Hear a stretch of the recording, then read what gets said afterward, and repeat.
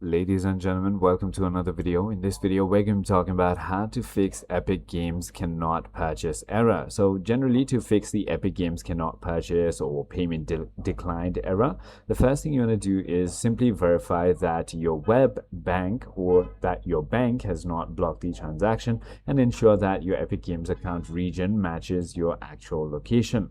So normally what happens is your bank could potentially go ahead and block online payments. Simply go ahead and give them a call, and that should go ahead and fix that problem. However, if it is not solving, then you want to simply go to your account settings on the top, and then you want to simply go ahead and head into the payments tab.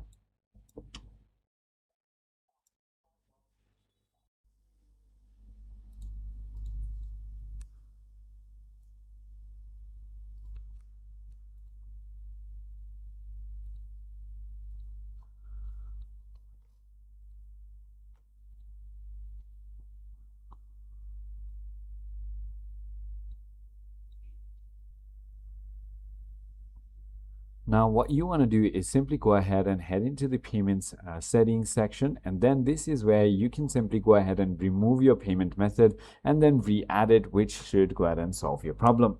However, if none of it works, then you might have no other options but to contact Epic Games support.